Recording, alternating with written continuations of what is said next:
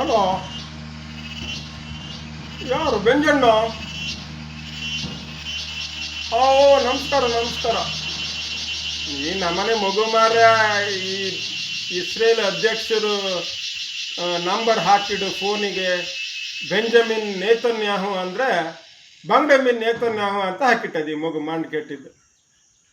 ಹಾಂ ಇಲ್ಲೆಲ್ಲ ಬಂಗ್ಡೆಮೀನು ಬಾಯ್ಗೆಮೀನು ಕಾಮನ್ ಅಲ್ಲ, ಹಾಗಾಗಿ. ಮತ್ತೆ ಚೆನ್ನಾಗಿದ್ದೀರಾ?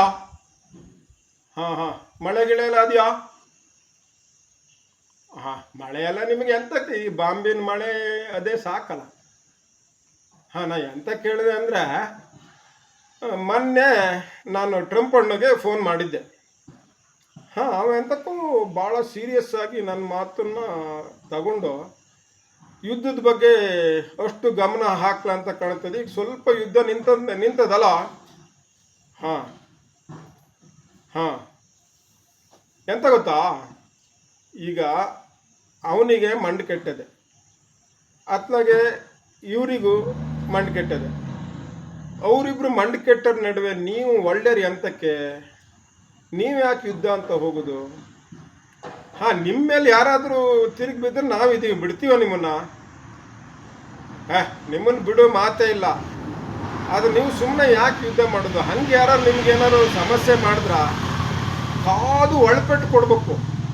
ತೀರಾ ಬಾಂಬು ಅದೆಂಥದ್ದು ಕ್ಷಿಪಣಿ ಅಂತೆ ಅದು ಇದು ಹಾಕ್ತಾ ಇದ್ರೆ ಎಲ್ಲರ ಕತೆ ಏನಾಗಬೇಕು? ನೀವು ಅಲ್ಲಿ ಕುಸ್ತಿ ಮಾಡ್ಕೊಳೋದು, ಇಲ್ಲಿ ನಮ್ಮ ಪಾಡು ನಾಯಿ ಪಾಡಾಗ್ಯದ ಗೊತ್ತಾ?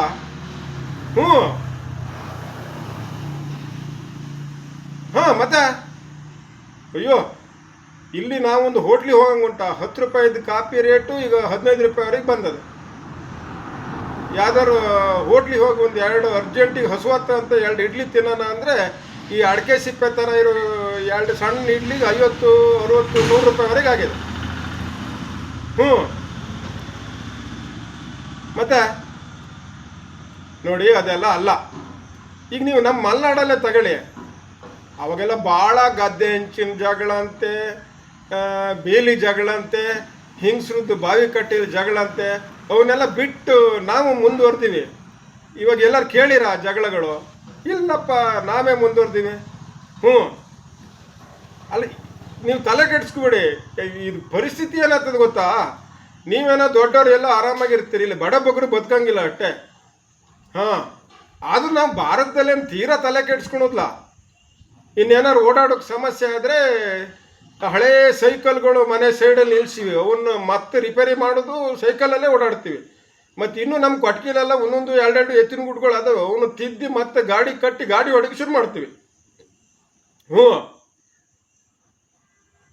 ಮತ್ತು ನಾವು ತಿನ್ನೋಕ್ಕೂ ಏನು ತಲೆ ಕೆಡಿಸ್ಕೊಳೋದಿಲ್ಲ. ತರಕಾರಿನೇ ಬೇಕು, ಕೋಳಿ ಮಾಂಸನೇ ಬೇಕು. ಇಲ್ಲ, ನಾವು ಒಂದೊಂದು ಮನೇಲಿ 2 ಕೋಳಿ ಸಾಕೋತೀವಿ, ಅಳಿಬಿ ಹೇಳ್ತವೆ, ಕಾಳೆಲೆ ಸಿಗ್ತದೆ, ಕೆಸಿನ ಸಪ್ಪದೆ, ಇನ್ನೇನು 10 ಮೀನು ಹತ್ತವೆ, ಅವನ್ನ ತಿಂದ್ಕೊ ಬದುಕ್ತೀವಿ ನಾವು. ಅದ್ರ ಪ್ರಶ್ನೆ ಅದಲ್ಲ. ಮತ್ತು ಬಟ್ಟೆ ಬರೀನು ನಾವೇನು ತಲೆ ಕೆಡಿಸ್ಕೊಳೋದಿಲ್ಲ. ಹಿಂದಿನ ಕಾಲದಲ್ಲೆಲ್ಲ ಬದುಕಲ್ಲ, ಎಲೆ ಸೊಪ್ಪು ಸದೆ ಸುತ್ಕೊಂಡು, ಸ್ವಾಗೆ ಸುತ್ಕೊಂಡು ಹೆಂಗೆ ಬದುಕ್ತೀವಿ ನಾವು. ನಮಗೇನು ಅದೇ ಆಗ್ಬೇಕು ಇದೇ ಆಗ್ಬೇಕು ಅಂತಿಲ್ಲ. ಆದರೆ ಯಾಕೆ ಯುದ್ಧ?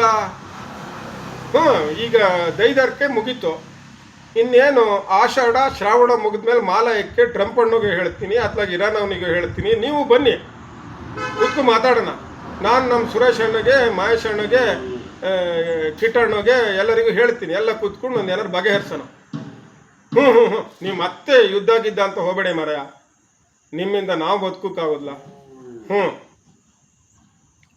ಮತ್ತು ನೀವು ಬೇಜಾರು ಮಾಡ್ಕೊಬೇಡ. ನೀ ಏನೋ ನಮ್ಮ ಪೈಕೇವ ನಮ್ಮ ಮಾತು ಕೇಳ್ತೀಯ ಅಂತ ಒಂದು 2 ಮಾತು ಹೇಳಿದೆ, ಇನ್ನು ನಿಮಗೆ ಬಿಟ್ಟಿದ್ದು ಮಾರಾಯ ಆತ. ಮತ್ತೆ ಈ ಫೋನ್ ಇಟ್ಟವ ಹಿತ್ಲ ಕಡೆಯಿಂದ ಹೋಗಿ ಗಾರ್ನಲ್ಲಿ ತಗೊಂಡು ಮತ್ತೆ ಹಾಕಿಕ್ಕೆ ಯಾರ ಮೇಲಾರು. ಬೇಡ. ಒಳ್ಳೆಯವರು ಒಳ್ಳೆ ರೀತಿಯಲ್ಲೇ ಇರ್ಬೇಕತ್ತ.